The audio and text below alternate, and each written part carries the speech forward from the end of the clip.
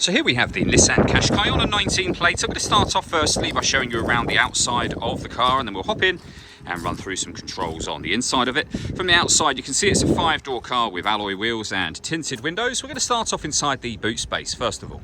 As we approach the back of the car, you can see we have reversing sensors, plenty of boot space as well, along with that 60/40 split folding rear seat, should you wish to increase this space even further again. And then these two tray sections both lift and remove to increase that space even further.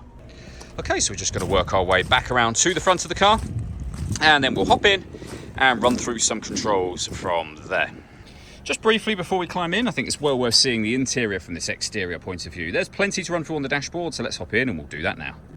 Okay, now that we're inside the car, we're going to start with the dials. So on the left-hand side, we have the rev counter and coolant temperature gauge. On the right-hand side, the speedometer and fuel gauge. In the centre, you can see the digital readout for the speedometer and total miles of the car. They are 48,099. You can change the information displayed in that main section using buttons on the steering wheel for various different types of menus. Eventually, back around to the beginning again. And the buttons to do that are just here. Around that, we have our stereo controls. We have cruise control, speed limiter and phone controls all on the right-hand side of the steering wheel. Into the centre, the main touchscreen. So you have some physical buttons, as you can see, but essentially you can do everything along the bottom here pretty much. So you can pair your phone. We have our information menu. We have the all-important audio menu here. So lots of ways to listen to audio in this car. We have AM, FM and DAB radio, CD player, USB input and Bluetooth audio, so you can stream your music wirelessly. We've got auxiliary input, Android Auto. This car's also got Apple CarPlay, so depending on the device you have, you'll be able to pair that up. And we have satellite navigation, as you can see. If I pop the car into reverse, we have our reversing camera to go along with the sensors and a 360 parking camera. If you press the camera button, you get a front-facing camera, bird's eye view, or a front-facing camera and the front passenger side wheel. This car also has autonomous parking, so it can park itself. It can either perpendicular, or bay park, whatever you want to call it, or parallel park.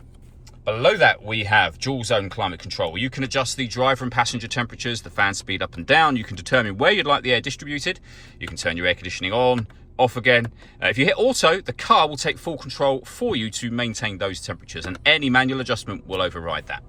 We have a 12-volt charging socket, electronic handbrake with an auto hold function, the gear lever for the 6-speed manual gearbox, and 2 cup holders.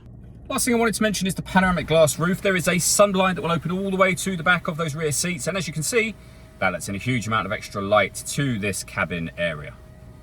All that leaves me to say is thank you for taking the time to watch this video. If you'd like to come and see the car for yourself and have a test drive, please feel free to give us a call here at Surrey Specialist Cars. We'd love to hear from you soon.